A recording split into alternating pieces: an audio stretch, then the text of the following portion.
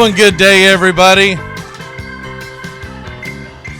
Welcome to the Sports Lunch. We might get a better name for that down the road, but as for right now, we're just going to refer to this as the Sports Lunch. I am Mac McGee, and what we're going to be doing here every day for about, 10, 15, maybe sometimes 20 minutes, we will get you caught up in the world of sports. I've got a timer set so I don't blather on and know that I can be in and out of this and on my way, as I have to do other things other than this, but I do miss doing the daily radio show, and we hope you enjoy this, and we'll kind of go off of reactions and whatnot, and everyone enjoys it. We'll continue to do it and kind of go from there.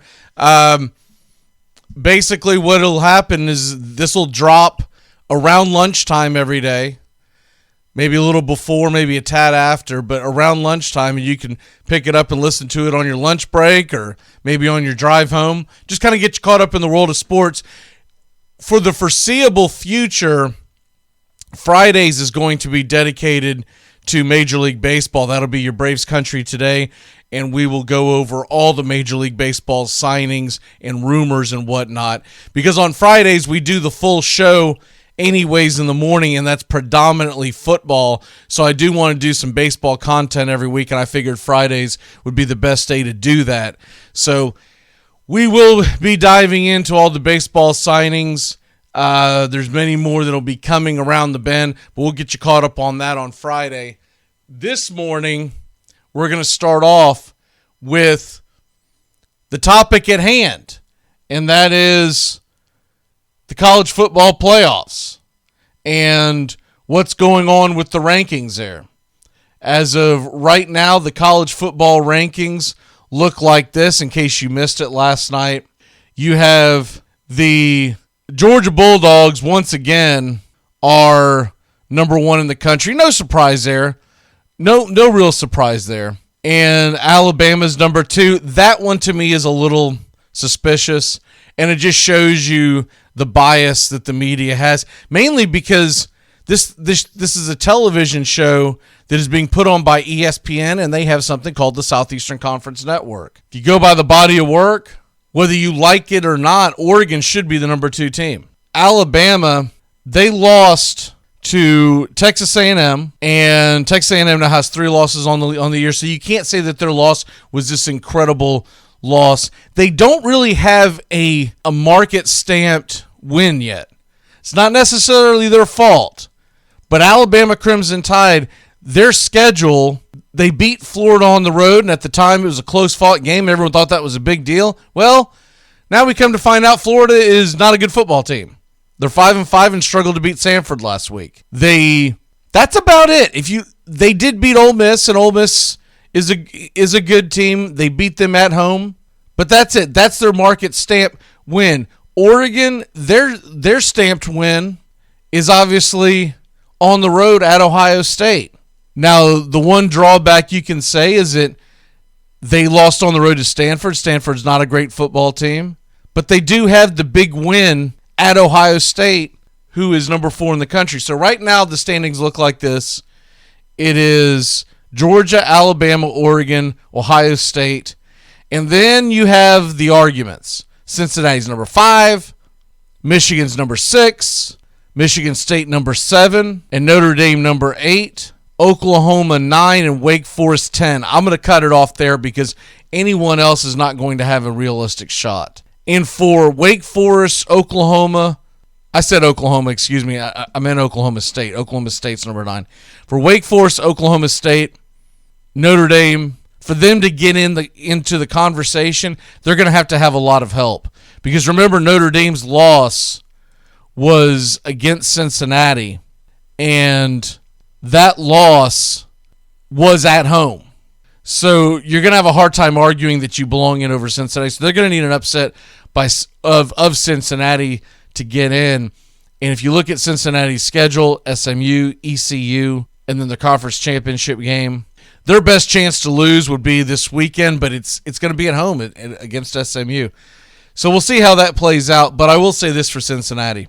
You can't keep crying and whining and arguing that you belong in the top 4 right now when you barely get off the mat and squeak by games like your last outing. I watched the entirety of that South Florida game. That last touchdown, by the way, was a add-on touchdown at the very end. They didn't necessarily struggle to beat South Florida, but they never put them away. And South Florida is a terrible football team. South Florida, how bad are they? They've got 2 wins in the whole season, and you couldn't put them away. And this is the argument people have against putting Cincinnati in. Now, what Cincinnati has going for them is Alabama and Georgia have to play each other. If Georgia can beat Alabama, and there will be motivation for Georgia to beat Alabama, because Georgia's going to run the table. Georgia has 2 bum games left, Charleston Southern and at Georgia Tech. This is not a good Georgia Tech team. I know that is a rivalry game, and stranger things have happened, but Georgia should annihilate both of those teams. If this ends up where Georgia plays Alabama for the SEC title game, and Alabama's going to have to win out, Alabama's got to beat Georgia to get in, because if they drop to 2 losses, they're done. And Georgia will be motivated to beat them because you don't really want to face them again. You want to exercise your demons. You're 19, 20-year-old kids that are sick and tired of hearing that you can't win the big one, you can't beat Alabama. If you knock out Alabama in the SEC championship game, it's a wrap. And then all you've got to do is take on teams that you're perceived much better than. So if you're a Cincinnati fan, you have to lean on that Georgia's going to beat Alabama. There's going to be a Big Ten team get in, just the way it's set up, with Michigan, Michigan State, and Ohio State all sitting in the top 7 and with 1 loss, and they all play each other. Well, Michigan and Michigan State have already played, but Ohio State is going to play Michigan and Michigan State over the next few weeks. Ohio State plays Michigan State at home this week and at Michigan next week. There's a way around that. If Michigan State were to upset Ohio State and then lose the final game of the season, which is at home against Penn State, that's not a give me. And it's turned into a bit of a rivalry itself. They traditionally play each other at the end of the season. That would eliminate Michigan State, and it would also eliminate Ohio State. And then if Ohio State were to go on to beat Michigan, there you go. Now, Michigan, they go to Maryland this week. You figure they're going to win that game, and then they await Ohio State. You're most likely going to get a Big Ten team in the playoffs. So you have to concede that if you're trying to chase it down. One team, and only one team from the Big Ten is going to get in. And then you'll have Oregon sitting there, and Oregon is going to have to play in the conference title game. They also have a big game this weekend at Utah. That's not a gimme. Utah's ranked number 23 in the country. And then they are at home against Oregon State. We all know the Civil War is a hard-fought rivalry, and you can't just assume that they're going to beat Oregon State. Oregon State is 6-4 in the year. It's not a gimme per se. But Oregon's going to have to be at Utah. They're going to have to beat Oregon State, and then they're going to have to win the Pac-12 championship. If they navigate through that, Cincinnati's realistic only way in, and you get a Big Ten team, and their only way in is for Georgia to beat Alabama. If Alabama beats Georgia, and they're 11-1, and Georgia's 11-1, they're both getting in. I hate to break it to you, Cincinnati, and I don't know if it's fair, but the perception is you can't put anyone away. Now, I will say this for Cincinnati fans. You did put away Notre Dame. You beat them by 11. You beat them on the road. But this is a society that forgets easily. And that was about 2 months ago. And so because of that, everyone's going to forget it. If that game was played in late November, everyone will remember it, and it would probably stamp you into the playoffs. But you look at the body of work of Cincinnati, it's not likely. It's just not likely. So that's where we're at in the playoffs. And as far as Notre Dame, OK State, and Wake Forest, you need a lot of help. I mean a lot of help. You've got to run the table. Notre Dame has the best argument to get in, but you got to run the table, and you've got to get a lot of help. You've got to get a lot of 2-loss teams. You probably have to get Cincinnati beat somehow. You've got to get a lot of help. So we move on from that. Justin Fuentes was fired from Virginia Tech. Big news there in college football. Remember, Fuentes was brought in, and it was assumed that he was really going to come in and do a bang-up job and turn around the Virginia Tech program that had kind of fallen by the wayside since Beamer left. Well, that didn't really happen. 43-31, not a terrible record, but even with that being said, and him being a guy who put a decent team together, a decent program together, they were never really conference contenders while he was there, and that's the big thing that they were looking for. That's the big thing. So Justin Fuente, 6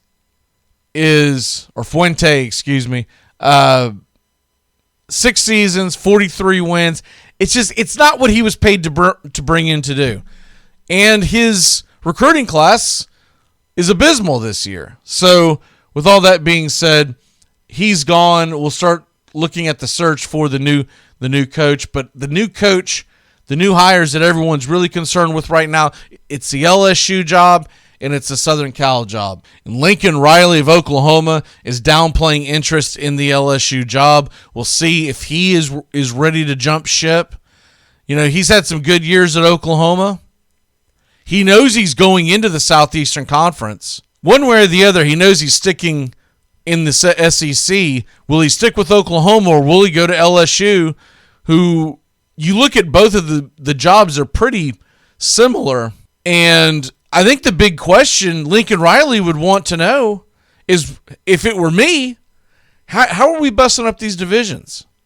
Because if you're going to have LSU go over to, let's say, the East with Alabama, that becomes a brutal job. Who the heck wants to deal with that? You'd be dealing with Alabama, Georgia, Florida, and Tennessee all in the same division. You'd much rather be at Oklahoma. With what do you have to beat out, Texas and Texas A&M? I don't know if that's information he's going to have handy to him. The other question is, could Lincoln Riley bolt and go to Southern Cal? That'd solve both its problems. Get the heck out of the SEC and go play around in the Pac-12. And his style of offense would play in the Pac-12. I think it's a more likely scenario that he goes to Southern Cal, but we'll keep an eye on those two. Other things to keep your eye on as we get going here on the NFL. It's hard to believe we're going into week number 11 already, and going to take a look at a couple of lines every day and kind of give you my thoughts on it. The first one I want to jump on, because it's going to be a popular bet, the San Francisco at Jacksonville. San Francisco is giving up a touchdown this morning. You might get it at 6.5 on some books, but essentially they're giving up a touchdown. Be very leery of that. They're coming off a Monday night game. It's a West Coast, East Coast game. And Jacksonville, though they haven't looked great, they are a team that can slow the game down. You do have a question also with the health availability of Eli Mitchell. They are saying that they do believe that he's going to be okay, but you got to keep an eye on that. 6.5 is a big number. It really is. It's a big number to lay on the road, especially coming off a Monday night win. You go back and you look at the numbers there. The San Francisco 49ers giving up a touchdown on the road after a Monday night game and going to have an early kickoff on Sunday. Look, this team's only 4-5. So let's not act like that all of a sudden just because they blew out the Rams, which for whatever reason McVay cannot beat Shanahan. He's 0-5 now, 0-5 against the spread. Let's not act like that beating the Rams was this huge deal for the 49ers. Their style bullies the Rams, and that's why they win. So just be careful of this, because that game is the one that a lot of people are coming in on early in the week because they're thinking, well, I want to grab it before it gets to 7.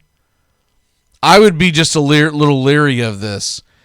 Now, if you're looking for, if it's sitting at 6.5, a lot of people like to do the teasers. And if you're looking for a good teaser to throw in there, a good 6-point teaser, so you take the 49ers down to a half point. Look at the 425 Fox game of the week. The Cowboys are a 2.5-point underdog in KC. I think that number is only going to go towards Dallas.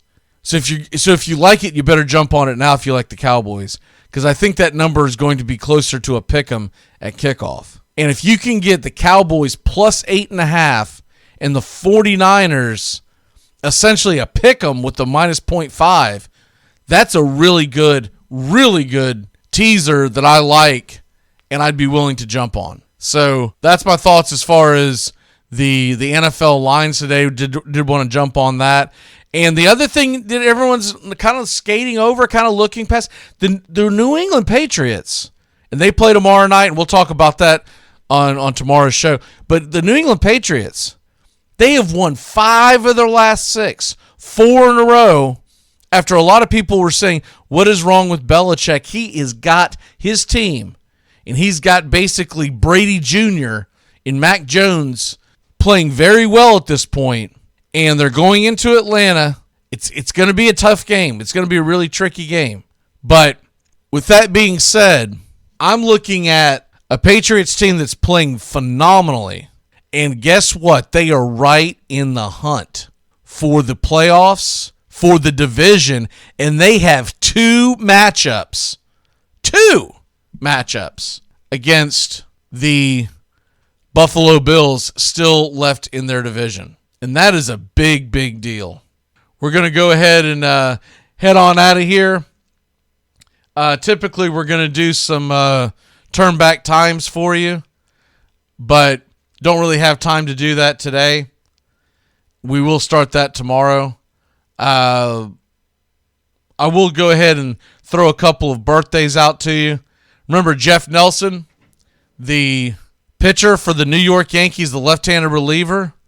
Jeff Nelson is 55 years old. He was a part of that Yankees squad in the early to mid 90s. He was the back half of that bullpen. Jeff Nelson was one of the reasons why they could get to Rivera with the lead. So 55 years old, Jeff Nelson. It's hard to believe he's 55 already. And remember Reggie Wayne? He is 43 years old. So that'll do it for us. We'll see you tomorrow. Thanks for tuning in. Enjoy your sports lunch. Take me out to the ball game.